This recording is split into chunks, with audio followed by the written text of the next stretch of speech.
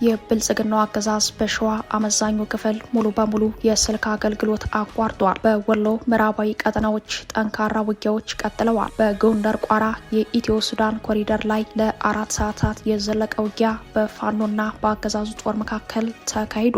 ዝርዝር የግንባር መረጃዎቹ ተሰናድተዋል። ብልጽግና ከፍተኛ ጦሩን ወደ ህወሓት መገኛ ቀጠናዎች ማስጠጋቱ ተሰምተዋል። በራያና አፋር አዋሳኝ አልፎም በደቡብ ምስራቅ ትግራይ ቀጠናዎች ውጊያዎች እንደቀጠሉ ነው። ሁኔታው የጦርነቱን አይቀሬነት በግልጽ ያሳየ መሆኑንም ዘ ኢኮኖሚስት ዘግቧል። የሁለቱም ጦረኛ ኃይሎች አሁናዊ የኃይል እንቅስቃሴ ከዘ ኢኮኖሚስት ዘገባ ጋር አያይዘን ቃኝተነዋል። የትግል መነሻ ታሪካቸውና ፍጻሜያቸው ለየቅል የሆነው ኮሎኔል ፋንታው ሙሀቤ በፍርድ ቤት ብይን ተላልፎባቸዋል። የቀረበባቸው የሽብር ብይን ፍርዱ ከ15 ዓመት እስከ ሞት የሚያስቀጣ ክስ መሆኑ የችሎቱ መረጃው ላይ ተመላክቷል። ይህም ሌላኛው መረጃችን ነው። የአማራ ህዝብ በጦርነቱ የደረሰበት አስከፊ ገጽታ በመታየት ላይ ነው። የጦርነቱ ውጤት በተጠቃለለ ጥናታዊ ሪፖርት ይፋ ባይሆንም በማሳያ ሪፖርት የጉዳቱ ጥግ ተመላክተዋል። ተማሪዎችን ማዕከል አድርጎ በወጣ አንድ ሪፖርት ብቻ ከሁለት ተማሪ አንዱ የመንፈስ ጭንቀት ዲፕሬሽን ተጠቂ ሆኗል። አብራችሁን ስትዘልቁ የምትሰሙት ይሆናል። አሜሪካ በኢራን ለሚገኙ ዜጎቿ ጥብቅ ማስጠንቀቂያ ሰጥታለች። ዜጎቿን ኢራንን በአስቸኳይ ለቃችሁ ውጡ ብላለች። በኢራን ባለስልጣናት በኩል አሜሪካኖችን የማሰር የማገትና መሰል የጸጥታ ችግሮች ሊፈጠሩ ይችላል ተብሏል። ስጋቱ ከ47 ዓመት በፊት በእስላማዊ አብዮቱ ዘመን የታየውን ሁኔታ ያስታወሰ ሆኗል። ለሰዓቱ የመረጥንላችሁ ዜና ትንታኔያችን ነው። ሰላም ጤና ይስጥልን ውድ የጣና ቲቪ ተከታታይ ቤተሰቦቻችን፣ አብራችሁን ስትቆዩ እነዚህንና ሌሎች ዝርዝር መረጃዎችን ታደምጣላችሁ። የጣቢያችን የሰዓቱ ዜና ጃና ዜና ትንታኔዎቻችን እነሆ ተጀምረዋል። እስከ መጨረሻው አብራችሁ እንድትቆዩ አክብሮታዊ ግብዣችን ነው። የብልጽግናው አገዛዝ በሸዋ አመዛኙ ክፍል ሙሉ በሙሉ የስልክ አገልግሎት አቋርጧል። በወሎ ምዕራባዊ ቀጠናዎች ጠንካራ ውጊያዎች ቀጥለዋል። በጎንደር ቋራ የኢትዮ ሱዳን ኮሪደር ላይ ለ4 ሰዓታት የዘለቀ ውጊያ በፋኖና በአገዛዙ ጦር መካከል ተካሂዷል። የብልጽግናው አገዛዝ ካለፈው ሰኞ ጀምሮ የስልክ አገልግሎት ያቋረጠባቸው የሸዋ አካባቢዎች ዛሬ መጠኑን አስፍቶ በአመዛኙ የሸዋ ገጠራማ ክፍል የስልክ ኢንተርኔትና የጽሁፍ መልእክት መቀያየሪያ የግንኙነት አማራጮችን በሙሉ አቋርጧል። ቀንና ሌሊት በቀጠለው ውጊያ በሸዋ በኩል መራቤቴ፣ አንኮበር፣ መዘዞ፣ ጣርማበር፣ መንዝ አመዛኙ ክፍል ቀወት ወረዳ የገጠር ቀበሌዎች ሙሉ በሙሉ የስልክ አገልግሎት ተቋርጧል። በዚህ ሰዓት በቀጠናው የቀጠለው ውጊያ በምን ሁኔታ ላይ እንዳለ ዝርዝር መረጃ ማግኘት የማይቻልበት ሁኔታ ተፈጥሯል ያለን የግንባር ዘጋቢያችን እንደ ሸዋሮቢት ከመሰሉ ከተሞች ውጪ በአመዛኙ ይፋት፣ መንዝ፣ መራቤቴ ቀጠናዎች በፋኖ ኃይሎች እጅ ያሉ አካባቢዎች የስልክ አገልግሎት መቋረጡ አገዛዙ ውጊያው ምን ያክል እንደከበደው ያሳየ ነው ብለዋል። አገዛዙ አየር ኃይልን ጨምሮ መጠነ ሰፊ ወታደራዊ ዘመቻ በከፈተበት የሸዋ ቀጠና በመንዝ ባሽ የተሰኘ ቦታ ቀኑን ሙሉ የዋለ ውጊያ መካሄዱን፣ በዚህ ውጊያ 2 ክፍለ ጦር የብልጽግና አየር ወለድ ኮማንዶዎች እንደተሳተፉ፣ ሆኖም በፋኖ ኃይሎች መልሶ ማጥቃት ከመከላከል ወደ ማጥቃት መሻገር እንደተቻለ በግንባር መረጃው ላይ ተመላክተዋል። በተመሳሳይ የአውደ ውጊያ መረጃችንም በወሎ ቤት አማራ ቀጠናዎች ጠንካራ ውጊያዎች ሲካሄዱ የዋለ ሲሆን መቅደላ በመድፍ የታገዘ ውጊያ እንደተካሄደ፣ በተለይም ሸወሰይለን ከተባለ ቦታ በፋኖ ኃይሎች በኩል የተቆረጠው የብልጽግና ሰራዊት ክፉኛ ጉዳት ማስተናገዱን የጣና የግንባር ዘጋቢ አረጋግጠዋል። ድሮኖችን ጨምሮ የውጊያ ድጋፍ ሰጪ የጦር ሄሊኮፕተሮች የተሰማሩበት የወሎና ሸዋ ቀጠናዎች ውጊያ ብርቱ ትንቅንቅ በመካሄድ ላይ ሲሆን ከየቀጠናዎቹ ከሚወጡ የግንባር መረጃዎች ይልቅ የውጊያ መረጃዎቹ የማይወጡበት ሁኔታ እንዳለ፣ ይህም በበርካታ አካባቢዎች የስልክ ግንኙነት በመቋረጡ እንደሆነ ተገልጸዋል። በፋኖ ኃይሎች ዘንድ በተለይ በአመራር ደረጃ ያሉ አዋጊዎች አማራጭ የመገናኛ መንገዶችን በመጠቀም አውደ ውጊያዎችን በመምራት ላይ እንደሚገኙ የሚጠቁሙት የፋኖ ምንጮች እንዲህ ባሉ ወሳኝ የውጊያ ምዕራፎች ለሰራዊቱ የተላለፈ የቅድመ ጥንቃቄ መልእክቶች በአግባቡ እየተፈጸሙ መሆናቸውን ገልጸዋል። ይህ በእንዲህ እንዳለም በጎንደር ቋራ በኩል በኢትዮ ሱዳን ኮሪደር ለ4 ሰዓታት የዘለቀ ውጊያ በፋኖ ኃይሎችና በአገዛዙ ጦር መካሄዱ ሰምተናል። የብልጽግና ሰራዊት ወሳኝ የተባሉ የኢትዮ ሱዳን ድንበር ኮሪዶሮችን ለቆ ከወጣ በኋላ ቦታዎችን መልሶ ለመቆጣጠር በከፈተው ዘመቻ ውጊያ መቀስቀሱን የጠቆሙት ምንጮች አፋብን የካራማራ ክፍለ ጦር የፋኖ ኃይሎች ቋራ ጋንግ በተሰኘ ቦታ ለ4 ሰዓታት የዘለቀ ውጊያ በማድረግ ነጻ ቀጠናውን ማስከበር እንደቻሉ በግንባር መረጃው ላይ ተመላክተዋል። የአማራ ህዝብ የህልውና ትግል ከተጀመረበት ጊዜ አንስቶ የፋኖ ኃይሎች ሰፊ ይዞታ ሆኖ የዘለቀውና የትግሉ ህልውና እጣ ፈንታ የሚወሰንበት ቀጠና እንደሆነ የሚታመነው የኢትዮ ሱዳን ድንበር ኮሪደር በዋናነት የመተማና ቋራ ቀጠናዎች ተከታታይ ውጊያዎች ሲካሄዱበት ቆይተዋል። በዚህ ቀጠና ከፍተኛ ሰብአዊና ወታደራዊ ኪሳራዎችን ያስተናገዱት የሰሜን ምዕራብ እዝ 78ኛና 92ኛ ክፍለ ጦሮች በትናንትናው ዕለት ተጨማሪ ኪሳራ ማስተናገዳቸው ነው የተሰማው። ከዚህ ቀደም የአገዛዙ ጦር በልዩ ዘመቻ በመተማና ቋራ ቀጠናዎች 13 የተመረጡ የድንበር መሻገሪያ ኮሪደሮችን ለመቆጣጠር አልሞ በከፈተው ዘመቻ ከባድ የተባለ ሰብአዊና ወታደራዊ ኪሳራዎችን ያስመዘገበ ሲሆን በትናንቱ ውጊያም በቋራ ጋንግ የተሰኘውን ስልታዊና ቁልፍ መተላለፊያ ቦታ ለመቆጣጠር ውጊያ ቢከፈትም በፋኖ ኃይሎች ጠንካራ መከላከል ተመቶ ወደኋላ መመለሱ በግንባር መረጃው ላይ ተመላክተዋል። መሽሃን ጨምሮ ከታጉር፣ ላስታ፣ አጋምሃ፣ ሞገሴ፣ አሻሚት የተባሉ የኮሪደሩ ቦታዎች ወታደራዊ ውጥረቶች እንዳሉም ተሰምተዋል። በቋራ በኩልም ካሉት 6 ወሳኝ የኮሪደሩ ቦታዎች ከግማሽ በላይ የሚሆኑት በፋኖ ኃይሎች እጅ እንደሚገኝ የግንባር መረጃው ያመላክታል። በፋኖ ኃይሎች ተከታታይ ዘመቻና ራሱ አቅዶ በገባባቸው የከበባ ዘመቻዎች ክፉኛ የተመታው የብልጽግና ሰራዊት በቋራ ቀጠናዎች በተለይም ኢትዮ ሱዳን ኮሪደር ተጨማሪ ወታደራዊ ዘመቻዎች እንደሚያደርግ፣ ለዚህም በአካባቢው የስልክ ግንኙነት ሊያቋርጥ እንደሚችል ተጠቁመዋል።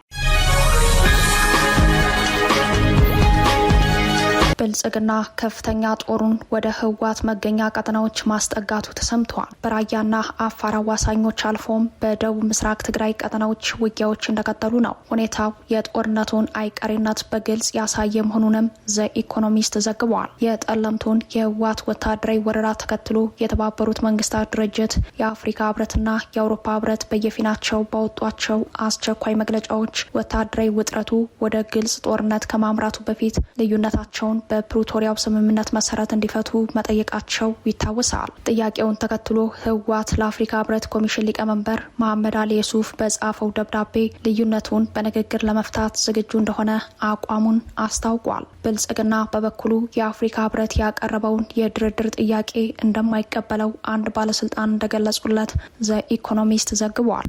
ህወሓትና ብልጽግና ወደ ዳግም ጦርነት ለመግባት የሚያስችል ወታደራዊ ዝግጅት ሲያደርጉ ቆይተው በመጨረሻም የሙከራ ውጊያ ማድረጋቸውን በተጨባጭ የጦርነት ስጋት የተመለከተው ዋና አደራዳሪው የአፍሪካ ህብረት ሌላ ዙር የድርድር ጥያቄ ቢያቀርብም አሁን እየታዩ ባሉ ሁኔታዎች የውይይት በሮች እየተዘጉ አዳዲስ የጦርነት በሮች እየተከፈቱ ይታያል። የዘኢኮኖሚስት ዘገባም ይህንኑ የሚያመላክት ሆኗል።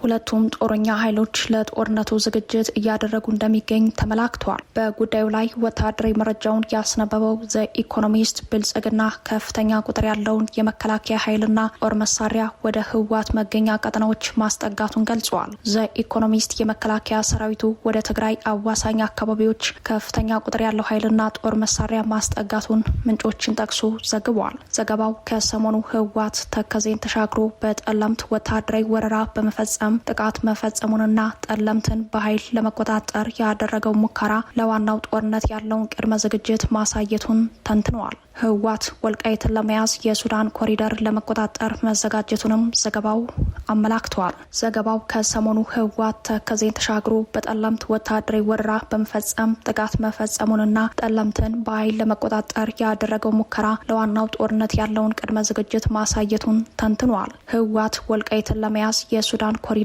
ለመቆጣጠር መዘጋጀቱንም ዘገባው አመላክተዋል። እንዲህ አይነቱን የህወሓት ወታደራዊ ዝግጅት ተከትሎ በብልጽግና ትዕዛዝ መከላከያ ሰራዊት ሰፊ ቁጥር ያለው ወታደርና የጦር መሳሪያ ማንቀሳቀሱን ዘኢኮኖሚስት በዘገባው ዳስሷል። ከዚህ ጋር ተያይዞ በዘገባው ስሜ አይጠቀስ ያሉ ከፍተኛ የህወሓት አመራር መከላከያ በሙሉ አቅሙ እየተንቀሳቀሰ ነው፣ ብልጽግና እያደረገ ያለውን ነገር አሁን ካላቆመ ይህ ጦርነት ምን ያክል አስፈሪ እንደሚሆን ልነግርህ አልችልም በማለት በእነሱ በኩል ያለውን አደገኛ እንቅስቃሴ ሳያካትቱ መናገራቸውን ዘገባው አመላክተዋል። ዘገባው የፕሪቶሪያው ስምምነት ተጥሶ ወደ አዲስ ጦርነት የማምራት እድሉ አሁን ላይ የሰፋ መሆኑን አትተዋል። ዘኢኮኖሚስት ግጭቱ ለአጭር ጊዜ ቆይቶ ጋብ ያለ ቢሆንም ከዚያ መልስ መከላከያ ሰራዊት በሙሉ አቅሙ ወደ አካባቢው መሰማራቱን በመጥቀስ ትልቅ ወታደራዊ ዘመቻ አይቀሬ ነው ብሏል።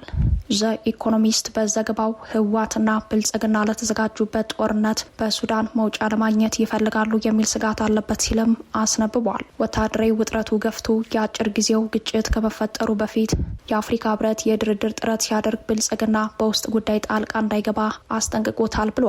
ጦርነቱ በይፋ ከተቀሰቀሰ ቀጠናዊ መልክ እንደሚይዝና በቀላሉ እንደማይቆምም ዘግቧል። ይህ በእንዲህ እንዳለም በኢትዮጵያ የአሜሪካው አምባሳደር ሰሞነኛውን የህወሓት የጠለምት ወታደራዊ ወረራና ከዚያ ጋር ተያይዞ በሰሜን ኢትዮጵያ የታየውን ከፍተኛ የጦርነት ስጋት በተመለከተ ጥብቅ መልእክት አስተላልፈዋል። አምባሳደር ማሲንጋ በሰሜን ኢትዮጵያ የተከሰቱ ሁነቶች ለሰላምና መረጋጋት ዘላቂ ቁርጠኝነት እንደሚያስፈልግ አስታዋሽ መሆናቸውን ገልጸዋል። አምባሳደሩ ወደ ዘላቂ ሰላም የሚመራው የተሻለ መንገድ ምክንያታዊና የሰከኑ ውይይቶች እንደሆነም አያይዘው ጠቅሰዋል። ማሲንጋ ይህንን ያሉት በኢትዮጵያ የአሜሪካ ኤምባሲ ይፋዊ የማህበራዊ ትስስር ገጾች በተሰራጨ መልእክታቸው ነው። የአምባሳደሩ መልእክት በጠለምት የህወሓት ወታደራዊ ወረራን ተከትሎ ዳግም ጦርነት ተቀሰቀሰ የሚለውን ስጋት በመጋራት አሁን በአንጻራዊ ውጥረቱ መርገቡን በመጠቆም የተሰጠ ነው። ሰሞነኛው ወታደራዊ ውጥረት የኢትዮጵያን አየር መንገድ ወደ ትግራይ የሚያደርጋቸውን በረራዎች እስከ ማቋረጥ ደርሶ ነበር። ከቀናት በረራ መቋረጥ በኋላ ተመልሶ መጀመሩን አምባሳደሩ በተስፋ ቢያዩትም የህወሓትና ብልጽግና ሁኔታ ዘላቂ ልባት ባለማግኘቱ የጦርነት ስጋት እንዳላቸውም ጠቁመዋል። ዘ ኢኮኖሚስት የዛሬ ዘገባውን ሲያወጣም ሆነ የአሜሪካው አምባሳደር ይህንን መልእክታቸውን ሲያስተላልፉ በራያና በአፋር አዋሳኝ አካባቢዎች እንዲሁም በደቡብ ምስራቅ የትግራይ ቀጠናዎች የህወሓት ታጣቂዎች ከትግራይ ሰላም ኃይሎች ጋር የሚያደርጉት ውጊያ እንደቀጠለ ነው። የብልጽግና ሰራዊት የአየር ኃይል ሽፋንና የከባድ መሳሪያ ድብደባ በመፈጸም ድጋፉን እንደቀጠለ ስለመሆኑም መረጃዎች ያሳያሉ።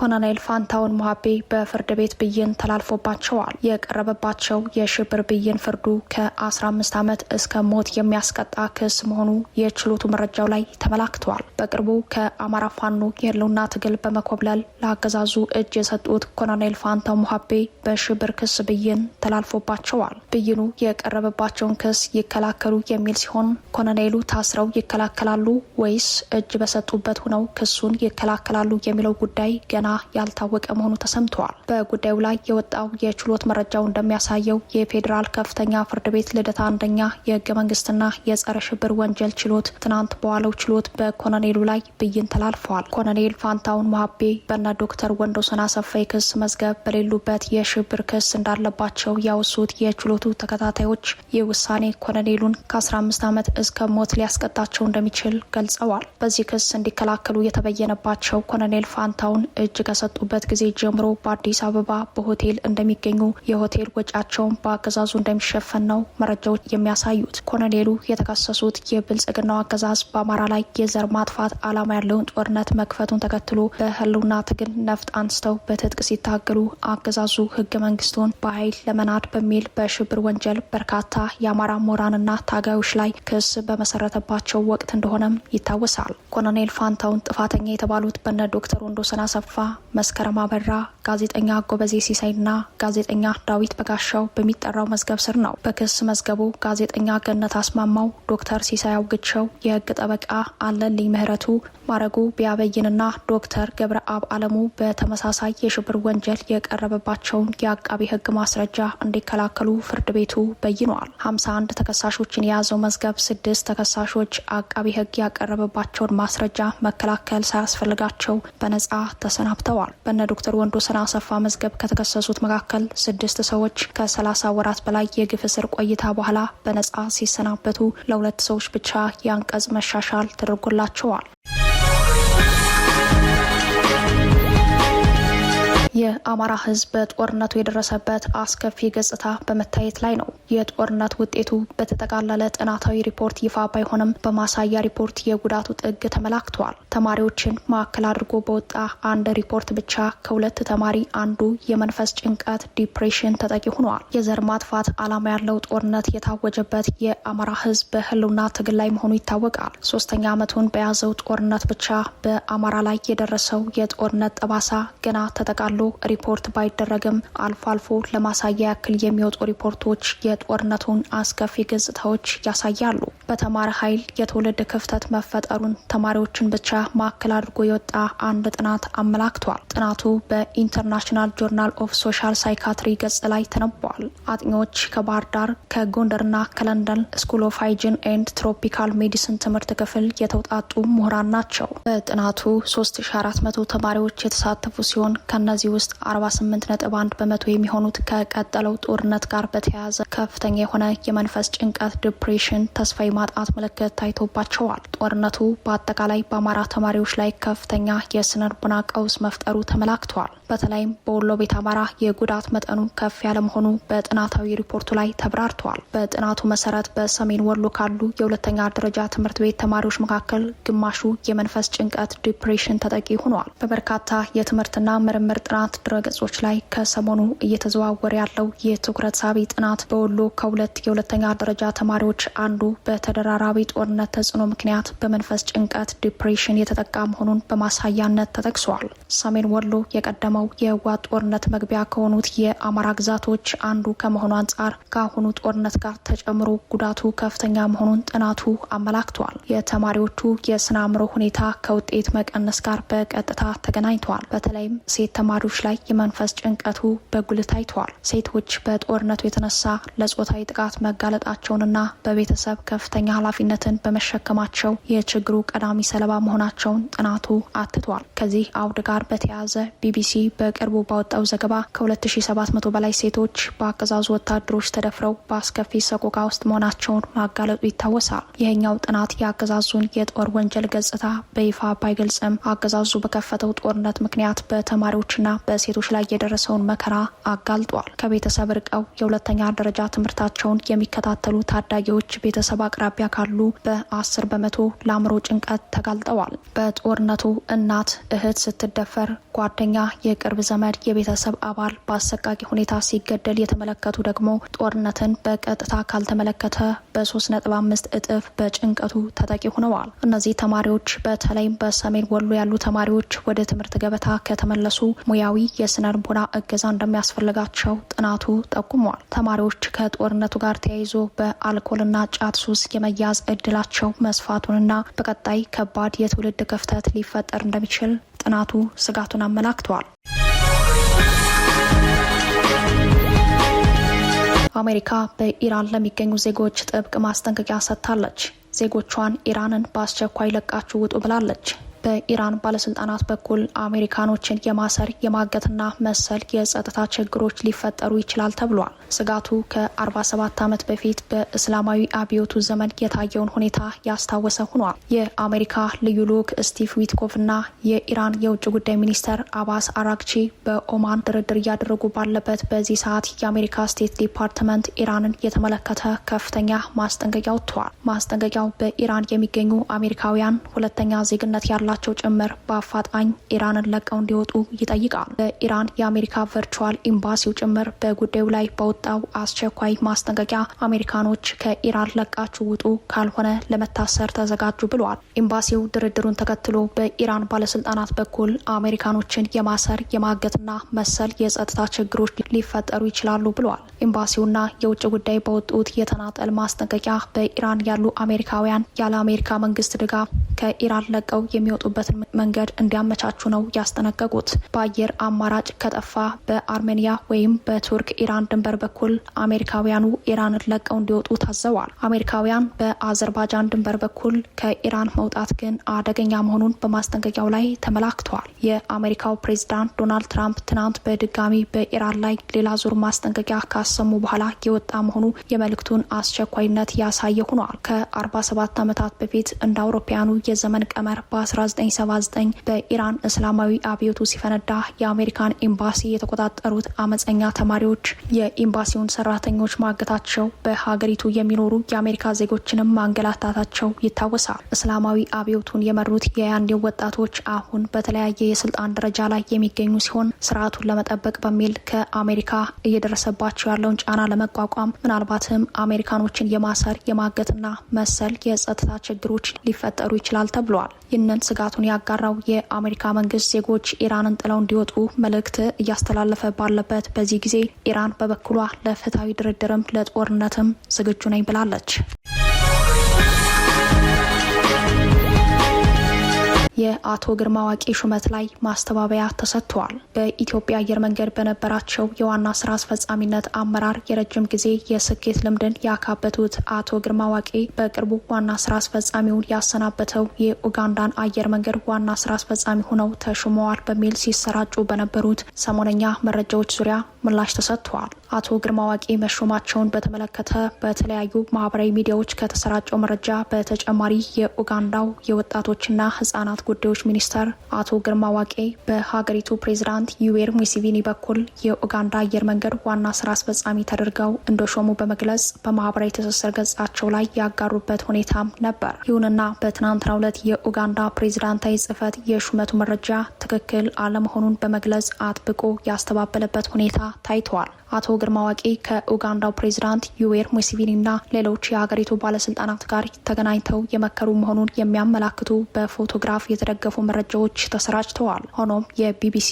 የካምፓላው ሪፖርት ጉዳዩን ለማጣራት ፕሬዝዳንታዊ ጽህፈት ቤቱን አናግሬያለሁ በማለት ሙሴቪኒ አቶ ግርማ ዋቂን የኡጋንዳ አየር መንገድ ዋና ስራ አስፈጻሚ በማድረግ ሹመት ሰጡ በሚል የተሰራጨው መረጃ ሐሰት ነው ማለታቸውን አስታውቋል። ውይይቱ ከአቪዬሽን አስተዳደር ያላለፈ ነውም ተብሏል። እንደ ቢቢሲ ዘገባ አቶ ግርማ ዋቂን የኡጋንዳ አየር መንገድ ዋና ስራ አስፈጻሚ አድርጎ በመሾሙ በኩል 100% የተዘጋ አይደለም። ፕሬዝዳንታዊ ጽህፈት ቤቱ ጉዳዩ በሂደት የሚታይ ሊሆን የሚችልባቸው አጋጣሚዎችም አሉ ማለቱንም አክሏል። የኡጋንዳ መንግስት ባለፈው ሳምንት የሀገሪቱን አየር መንገድ ዋና ስራ አስፈጻሚ ጄኒፈር ባሞትራቺ በራሳቸው መልቀቂያ አስገብተው በአፋጣኝ አየር መንገዱን እንዲሰናበቱ ማድረጉ ይታወሳል። ወይዘሮዋ ከኃላፊነት የተነሱት ከብቃት ችግር ጋር በተያያዘ መሆኑን ዘገባዎች አመላክተዋል። አየር መንገዱ እንደ አውሮፓውያን አቆጣጠር እስከ 2033 ድረስ መዳረሻ ግብን በማስቀመጥ አገልግሎቱን ማሻሻል እንደዚሁም አዳዲስ አውሮፕላኖችን መግዛት ይፈልጋል። ለዚህ ደግሞ ጠንካራ አመራር የሚፈልግ መሆኑን የአቪዬሽን ዊክ ዘገባ አመልክተዋል። የኢትዮጵያ አየር መንገድን በዋና ስራ አስፈጻሚነት እንደዚሁም በቦርድ ሰብሳቢነት ጭምር የመሩት አቶ ግርማ ዋቂ በኢትዮጵያ አየር መንገድ ስኬታማ ጊዜን ያሳለፉ ሲሆን እሳቸውን ጨምሮ ሌሎች የአየር መንገዱ ሰራተኞች በሌሎች ሀገራት አየር መንገዶች ያላቸው ተፈላጊነት ከፍ ያለ ሆኖ ታይተዋል። ክቡራትና ክቡራን ቤተሰቦቻችን ለሰዓቱ የተሰናዱት መረጃዎቻችን የተከታተሏቸውን ይመስሉ ነበር። አብራችሁን ስለቆያችሁ ልባዊ ምስጋናችን ድረሳችሁ እያለን የጣና ቲቪ ወቅታዊ ዜናዎች፣ ትንታኔዎችና ልዩ ልዩ ፕሮግራሞች እንዲደርሷችሁ ቻናላችን ሰብስክራይብ በማድረግ ቤተሰብ ይሁኑ። በተሳትፎ የትግል ሚዲያው እንዲያጠናክሩ ጥሪያችን እናቀርባለን። ጣና ቲቪ ከሀቅ ጋር